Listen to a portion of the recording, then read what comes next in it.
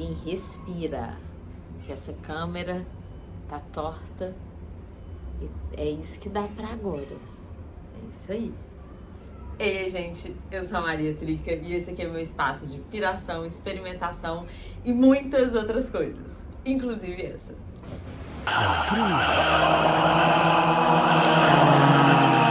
Mostra. Eu tô puta, tá? Eu gravei um vídeo de falazada. A florzinha apareceu no vídeo e fez carinho. E sabe? Foi tipo assim, nossa, foi loucura total. E o vídeo não foi. Ou seja, eu vou ter que gravar tudo de novo. Só que agora eu vou gravar tudo puta. E eu não vou ficar na onda de ficar reproduzindo o que eu falei, não. Porque é freestyle aqui. Então, tem duas chances. Ou esse vídeo vai ser melhor porque eu processei, ou ele vai ser pior porque eu tô com preguiça porque eu já falei. A gente vai ter que descobrir. Eu vim aqui gravar porque eu queria um cenário budista, entendeu? Porque eu falei assim, vai ser muito budista o assunto. Budismo, vamos lá. Não, peraí que essa roupa... Porque eu fiquei pensando que esse assunto ia ser muito budista. Porque eu fiquei pensando ali na minha cabeça e falei assim, caramba, isso tem muito a ver com o Zen, assim. Buda. Bambu, falso, ele é falso. Eu sou a pior, melhor budista que você vai conhecer na sua vida, porque eu não sou budista. E aí, isso aqui é a maior comprovação que eu sou uma fajuta. Uma fajuta. Amém, irmão? Hoje eu vou falar de Marte Supreme. Sim, eu vi esse filme numa situação, numa circunstância que não poderia ser pior. Tirando as pessoas que estavam comigo, que são maravilhosas, a situação foi toda péssima. Mas foi aquele tipo de situação que de tão ruim você fica ali no... tanto perrengue que você tá passando, fica meio legal. Fui assistir. Não tava esperando, fui assistir Marte Supreme num cinema ao ar livre. Muito legal, né? Pois é, eu também achei. E aí, a gente foi assistir, só que começou uma chuva do cacete. Tá tranquilo. Por quê? A organização sabe que é um mês que chove pra caramba e sabe que para um cinema ao ar livre, obviamente, eles pensaram em alguma estratégia caso chovesse. Sem brincadeira, foi isso aqui, ó. Tava a capa de chuva, a gente assim, ó.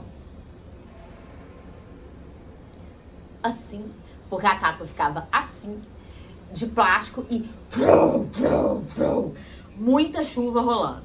E aí, teve uma situação que é muito específica. Buda, olha essa luz, budista demais. Aí teve uma situação que foi assim, sabe quando tá todo mundo na merda, mas tá todo mundo junto? E aí entra numa inércia, tipo assim, todo mundo ficou assim lá, a chuva caindo, porque quando a gente foi sentar, a chuva tinha dado uma enxergadazinha. Então tipo assim, às vezes vai estar só o banco encharcado, molhava mais que a chuva. Aí a gente sentou, um do lado do outro, todo mundo com a capa de chuva aqui, e aí ninguém nem se olhava, sabe? Tinha uma coisa de tipo assim...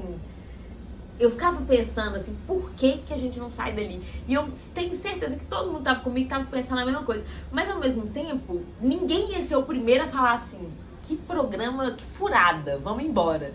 Então ninguém saiu. Então a gente ficou até o final do filme, depois conseguiu um outro lugar que não pegava. Por que eu tô contando essa situação? Porque, obviamente, eu também não vou ser parcial. Talvez tenha interferido absolutamente na minha experiência com o filme. Ou então... isso fez com que eu prestasse uma atenção no filme, porque era a única coisa que eu tinha. E...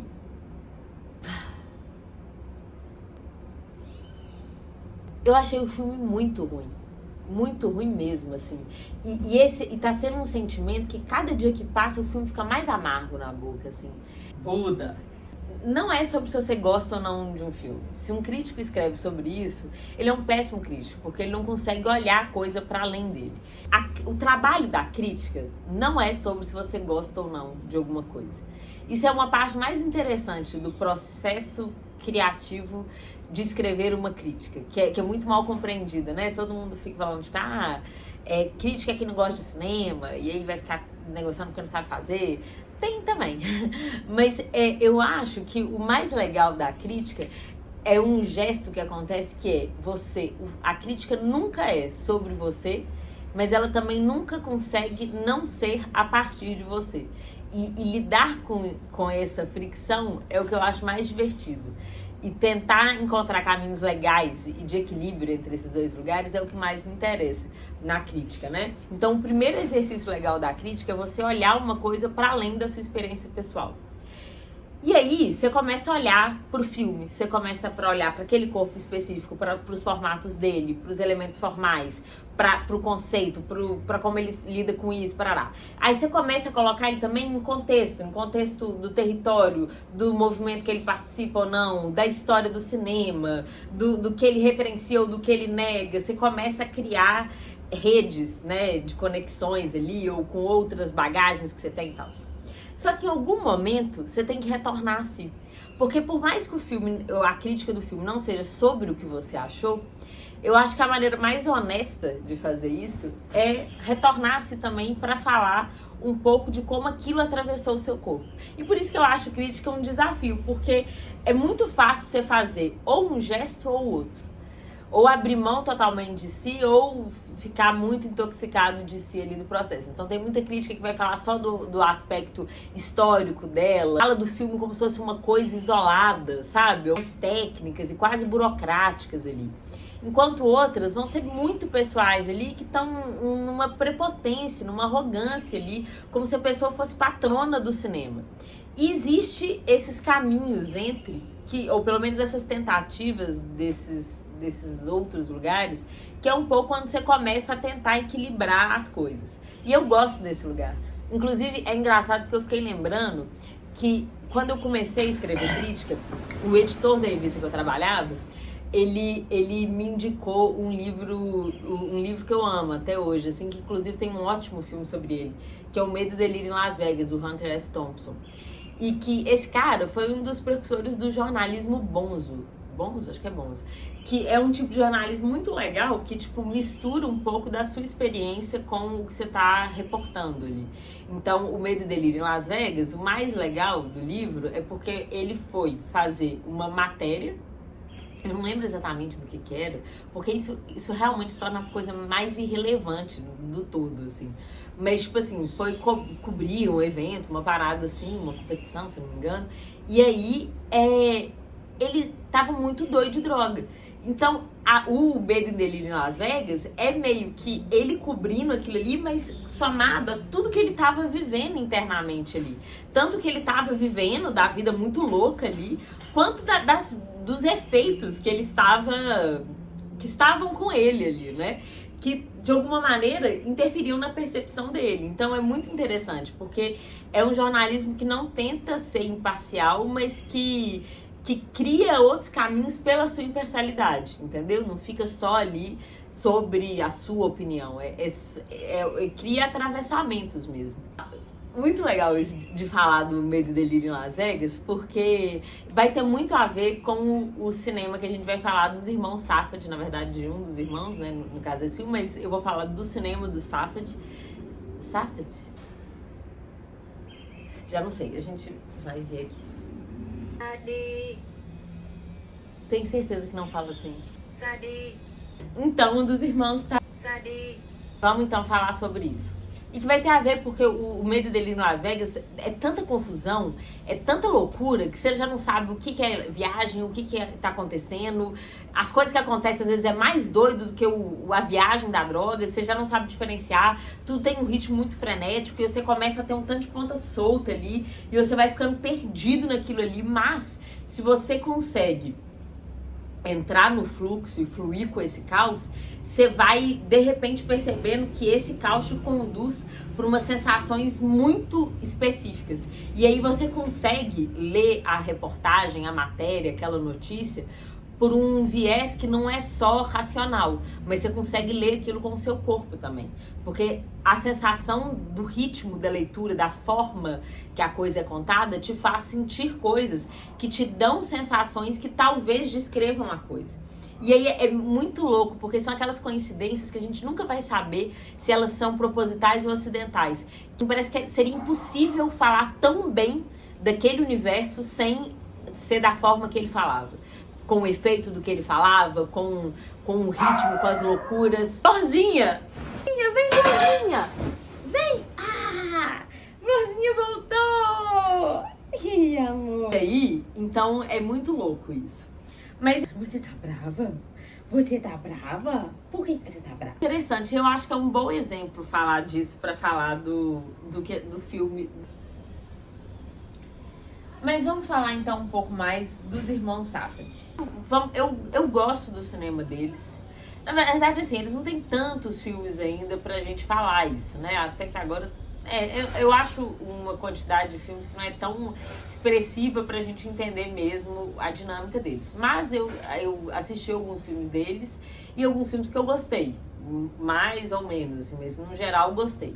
Principalmente o Joias Brutas, que o Joias Brutas é um filme deles que eu gostei muito, inclusive na época que eu assisti, foi um filme que eu comecei a defender muito, assim, porque foi uma surpresa muito boa ver, porque eu não esperava, não conhecia direito eles, de repente chega um filme na Netflix, se eu não me engano, ele não foi pra circuito e tal, chegou no Netflix com o Adam Sandler, que eu amo quando colocam o Adam Sandler em outro lugar que não seja no humor. Eu adoro quando deslocam figuras que já estão muito confortáveis no território, porque geralmente essas figuras têm uma bagagem muito interessante e elas vão usar o repertório dessa bagagem e o mesmo repertório, a mesma ferramenta e o mesmo mecanismo, só que elas vão fazer isso aplicando para um outro efeito. E eu acho que é esse movimento que cria coisas muito interessantes. Então, tipo assim, se você tira alguém do drama e taca no humor, ele vai fazer humor, mas usando as ferramentas do drama. E vice-versa. Que é o que o Adam Sandler faz. Então, eu acho ele um ótimo ator de drama, porque eu acho que ele vai usando as ferramentas do humor, só que com a outra finalidade. E eu acho que isso cria uma solução, um caminho pro drama muito interessante, assim, que torna meio magnético, assim. Ele tem um filme com Paul Thomas Anderson também, que ele é meio trágico, assim, assim, gente, isso tá bom demais, assim, porque é isso, assim, eu acho muito legal. E eu acho ele um puta ator.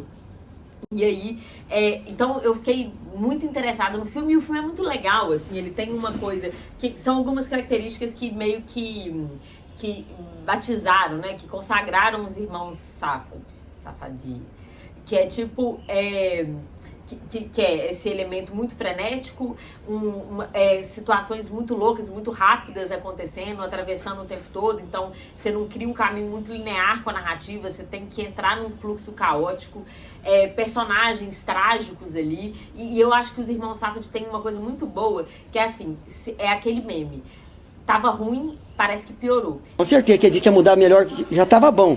Diz que ia mudar para melhor, não tava muito bom. Tava meio ruim também, tava ruim. Agora parece que piorou. Isso é a lógica do filme dele. Então tudo é desgraça atrás de desgraça. Lembra um pouco os Coen, mas os Coen eu acho que vão para um lugar mais da fé. Eu acho que o interesse dos Coen tem outro lugar. O deles é tipo assim, tudo sai do seu controle o tempo todo, assim. E quando você controla, você piora. Então é um pouco o universo dos irmãos funciona meio que assim. E aí, muitos irmãos, né? Esses vídeos a gente tá falando de muitos irmãos. Coen, os brothers, o Feed, Drat, essa coisa. Mas aí tá. Aí, e aí, então, é muito interessante, eles têm uma coisa de uma fotografia mais escura, muito urbana, que tem uma textura mais forte, cores muito fortes, então me dá uma sensação de quase claustrofobia. Sabe quando você sonha com um lugar e, tipo, você sabe que no seu sonho é de dia, mas não é claro. Parece que tem tons de roxo ali que criam uma atmosfera ali, que pra mim é a atmosfera do seu inconsciente. E aí tem sonhos que são assim, que por mais seja dia, o dia lá também é noite. E a fotografia do Safdie tem isso, então te dá uma certa claustrofobia, de frenesi de cidade, dos espaços urbanos que te enclausuram, e desse tanto de luz, e só desgraça e violência e um percurso agressivo pela narrativa. E isso no Joias Brutas é muito bem sucedido, assim, dá muito certo. Até porque eu acho que a história tem muito a ver, porque o personagem... E essa coisa também, né, de gostar desses personagens trágicos que metem os pés pelas mãos o tempo todo, sabe? Personagens obsessivos e que vão perdendo o controle de si, de tanta gana que eles têm, sabe? Então... de tanta fome, eles morrem de fome o tempo todo. É um pouco isso, assim. Então, é um descontrole e personagens que é isso. E eu acho que no Joias Brutas, a história que eles escolhem e o personagem faz muito sentido, porque é um personagem viciado em jogo. Então, tem uma coisa da dinâmica do vício ali que cria isso, assim, que esse ganhar e perder pra ele tem outra finalidade, assim, que pra gente assistindo só vai dando aflição e se torna quase óbvio, tipo assim, não aposta que você vai perder, entendeu? Você acabou de ganhar, fica de boa. Que isso, os personagens dos Irmãos Safdie parece que eles não conseguem ficar quietos por um segundo, assim. E isso cria o frenesi do filme. E aí no Joias Brutas eu acho muito interessante, porque é isso, é muito parecido com o Medo e Delírio em Las Vegas. A sensação de angústia que você vai tendo te faz se aproximar da ideia do vício. Então é um filme sobre um viciado que te faz experienciar um pouco essa falta de controle no corpo. Não porque você faz aquelas ações, mas porque vai te dando uma extrema gastura de estar vendo esse cara se fudendo tanto e só piorando tudo, entendeu? Tava muito quente. Nossa senhora, vamos arrumar um outro lugarzinho aqui. Não teve jeito. O budismo perdeu. Porque tava muito quente. Puta merda, não dava pra ficar ali. E agora tem barulho aqui. Mas vamos continuar. Beleza, então eu queria fazer essa primeira parte de contextualização pra falar um pouco do cinema dos Irmãos Safdie e de grandes méritos que tem no cinema dele. Só que aí tem um bafafá. Que é o seguinte, os Irmãos Safdie se separaram por uma treta super pesada que rolou, se quiser coloca no Google aí. E aí, eles separaram e aí eles foram fazer filmes separados. Então um foi fazer Mark Supreme e o outro foi fazer o do lutador lá com o The Rock. The Rock. Um foi um fracasso de bilheteria, não conseguiu nem chegar no Oscar. E o outro, mas se quiser depois a gente pode falar do outro filme. E o outro foi esse rolê todo, que aí misturou também com o bafafá do Timothée lá, que é um idiota. Aí eu já tava assistindo o filme naquela situação. E eu achei o filme muito ruim, assim. E eu fiquei tão incomodada com o filme, assim, porque eu achei o filme de uma prepotência. Porque o que me incomodou foi que todos os elementos que eu acabei de descrever, que eu acho incríveis quando estão no Joias Brutas, aqui eu acho que eles caem todos em desuso. Eu acho que ele reproduz tudo do gênero deles, só que só pela casca, aquela coisa que a gente fala. Então, preocupa-se muito com o efeito, mas aquilo ali não tem conexão substancial com absolutamente nada do filme. E aí eu vejo muito do diretor querendo reforçar a sua assinatura e querendo dizer sobre si, tipo assim, essa é a minha assinatura, e uma falta absurda de cuidado e preocupação com a própria história. E eu acho que faltou pensar como contar aquela narrativa. E eu vejo essa grande prepotência na direção e essa grande prepotência também na atuação. Que se preocupa com um método, né, que teve um método, ficou 3 anos aprendendo a jogar ping-pong e tal, e tudo isso é admirável, eu acho muito foda o método, mas eu não admiro o método pelo método, eu admiro o método pelo que ele cria. Então eu acho que isso é uma boa diferenciação, porque a gente vai falar de atuação de método, falando assim, o cara emagreceu tantos quilos, o cara ficou 3 anos dedicado a isso, mas qual foi o efeito disso? Porque é colocar o corpo pra jogo. E isso eu acho incrível. Só que isso não vale sozinho. Vale pelo que esse mecanismo cria. Entendeu? É tipo uma fórmula química mesmo. Só que aquilo ali tem que criar uma reação química, tem que criar alguma coisa, tem que transformar em algo. Senão é só você perder 20 quilos. Realmente, você teve um esforço aplicado ali, mas não necessariamente um esforço de fato em descobrir fórmulas de encarnar aquilo de uma maneira mais interessante.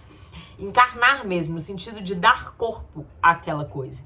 E aí eu acho muito interessante ouvir, por exemplo, a Margot Robbie, ela fala umas coisas muito legais sobre como foi o processo dela com a Barbie, porque não tinha... Qual que é o método de interpretar uma Barbie? Um ser inanimado. Você não pode ir pra memória, você não pode ir pra nada. Ela falou que tentou, tipo assim, ir pra animal e ficava imitando flamingo e que não sei o quê. Então, onde ela vai pesquisar pra criar nutrientes que nutram o que ela vai construir e o processo químico que ela vai transformar de bagagem dela, de experiência dela, de recursos que ela tem, de ferramentas de atuação, de repertório dessas pesquisas, e tudo aquilo mistura e cria uma outra coisa. Cria uma fermentação. Se não fermenta, é só um trem, né? Ok, o Timothée teve um método, mas aquilo ali foi aplicado mesmo? Porque eu vejo um ator muito ciente e muito presente ali. Eu vejo um ator falando assim, olha que foda que eu sou. Olha que do caralho esse papel que eu tô fazendo. Olha, sabe, olha o meu método. E aí eu falo assim, foda-se, que coisa idiota. Eu tô vendo um moleque fazendo um outro moleque prepotente igual. E esse cheiro todo que eu tô vendo seu, ele atrapalha o papel. Porque parece que você não olha com dignidade pro papel que você tá interpretando. Por mais desprezível que ele seja. Ainda assim, é importante você ter alguma verdade de conexão ali, alguma empatia com o que você tá fazendo, mesmo se for pra fazer ele ser absolutamente desprezível, sabe? Acho que um dos grandes desafios da atuação é esse, inclusive. E aí eu fiquei pensando nisso, assim, vendo essa extrema prepotência no filme e pensando também como isso era muito sintomático ao tema e ao assunto que eles estavam fazendo. Não me pareceu intencional. Por isso que eu acho o filme tão ruim, assim. Se fosse, eu ia até achar interessante. Mas aí tá, eu fiquei assistindo o filme e ficando muito puta com isso. E fico sentindo que o filme... É isso, ele quer te impactar. Ele quer te impactar. Ele quer falar assim, olha só, você não tem controle de nada. E de repente aparece uma cena super aleatória. E aí tudo vai piorando. E ele confia muito nesse recurso, na agressividade, em cenas de violência, em cenas gráficas, em cenas chocantes, para que tente criar um efeito, enquanto ele podia simplesmente concentrar naquilo ali mesmo e criar uma substância, um efeito químico naquele processo. E aí eu fui ficando incomodada com esse filme e tal, e aí eu fiquei pensando, e aí eu lembrei de um outro filme, que não sei se é por causa da coisa do ping-pong, mas é um filme que eu acho muito bom, porque os temas são muito parecidos, só que os caminhos são muito distintos. E eu achei muito interessante porque eu acho que fala não só sobre um fazer de cinema que me interessa mais, mas sobre uma postura perante tudo na vida. E eu acho que é muito sintomático, tanto das narrativas dos dois filmes, quanto na forma que esses filmes vão ser contados e os envolvidos nisso. Então, eu vou falar de Mark Supreme e de Forrest Gump, do Robert Zemeckis. Robert Zemeckis. Pois é, esse nome aí. Então, só pra contextualizar. Narrativa de Mark Supreme é um cara que quer provar que ele é o melhor do mundo e ele fica muito obcecado com o objetivo final dele, que não é exatamente jogar ping-pong, é ser o melhor e provar que nada é impossível pra ele. Isso é de uma arrogância, né? E aí é muito interessante, porque é um obcecado não é pela coisa, porque a obsessão pela coisa me interessa. A obsessão pelo posto, pra mim, é pura idiotice. E a gente tem o Forrest, que é um cara que a vida toda vai, tipo, desconstruindo. Ele é o melhor, ele é o pior, tá no front, depois ele tá sendo o cara mais bem pago do mundo, que não sei o quê. E é um cara que só vai no fluxo, que ele não é obcecado por nada e que ele tá simplesmente vivendo muito forte o presente. Então aqui a gente tem um cara que ele fode todo o presente por causa de uma ideia, e aqui uma pessoa que tá ali sendo levada por um fluxo muito intenso, só que ao mesmo tempo ele tem uma paixão por estar ali, sabe? Uma tensão no estar ali. E a gente tem um cineasta que tá muito focado na sensação do espectador, um grande cineasta dos anos 80, que fez filmes fodas, inclusive filmes de Sessão da Tarde, que são muito fodas, porque são filmes que, tipo, a gente se envolve muito, a gente se afeta muito. Por mais clichê, bobo e historinha que seja, são filmes que nos afetam, que a gente chora, que a gente ri, que nos marca, que são filmes que de alguma maneira a gente que nos diz sobre a vida, que fica como algo pra vida. E outro que tem um grande discurso sobre o cinema, sobre a vida, sobre a atuação, mas que não tem a preocupação de fato de conectar com alguma coisa. E eu acho muito interessante no Mark Supreme, por exemplo, o concorrente do Mark Supreme é um japonês e o Mark Supreme é americano, né? Então eles ficam competições tipo, olímpicas, assim, de ping-pong. E aí o Mark Supreme, ele só preocupa com o pódio, com ser o melhor. O japonês, ele é surdo, então ele só preocupa com o que tá acontecendo ali. Então ele tem uma dedicação muito grande ao que tá acontecendo. E é interessante também porque a cultura japonesa é uma cultura que não vai estar preocupando com o indivíduo, mas sim com o coletivo. E a cultura americana é só o indivíduo, né? Então, é essa competição também. E aqui também diz um gesto de um cineasta que tá pouquíssimo preocupado com o filme, mas com o que aquele filme diz sobre a carreira dele, assim como o ator. Entende? E aí eles vão entrando em coisas, gente, de verdade. É um vexame atrás do outro, assim. É tipo assim, é umas coisas que você fala assim, você forçou muito a barra pra alguém te dar algum mérito. É juninho, assim, parece menino mesmo. É uma lógica muito masculina. Porque sabe aqueles meninos, criança, que você fica vendo disputando por um trem muito idiota? Tipo assim, meu carrinho é maior que o seu, meu pau tem 20 mil centímetros, que não sei o quê. É uma briga que é tipo assim, foda-se isso. O que importa tá longe de ser isso. Só que é uma lógica masculina ali, sabe? De ficar... De uma lógica, passando avião aí. De... Sabe? Fala assim, quer ver? Quer ver? Agora eu vou tacar uma banheira. E agora... E olha como eu sou irado. Eu vou tirar... Você tá achando que a narrativa é sobre isso? Agora não é mais. E olha, peu, tiros na sua cara. E pra quê? O Forrest é incrível nisso, porque são coisas muito pequenas que de repente fazem coisas muito grandes, assim, você fala assim, cara, que legal, sabe? Você vai junto, porque o Zemeckis, ele preocupa em levar o espectador junto. Ele quer que você venha junto, independente se você for gostar ou não, mas ele quer te trazer pra perto. O que é o gesto do Forrest também. Isso é muito legal também, porque ele usa fatos históricos pra misturar com a narrativa do Forrest, assim.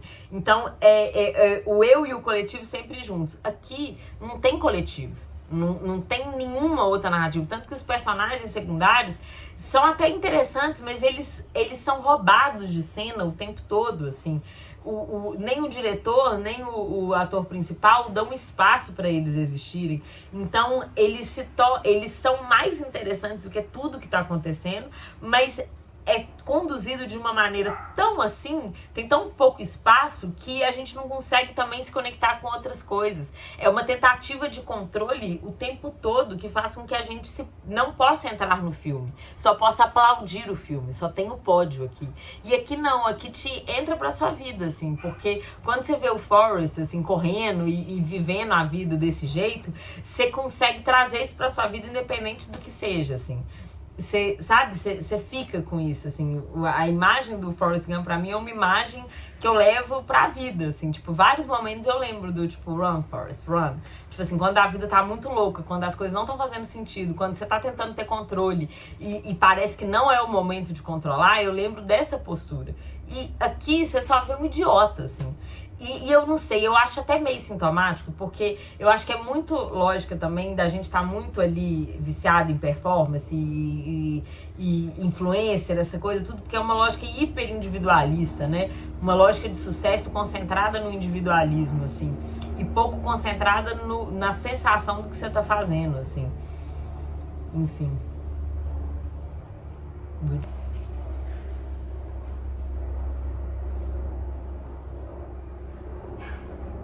Avião passando.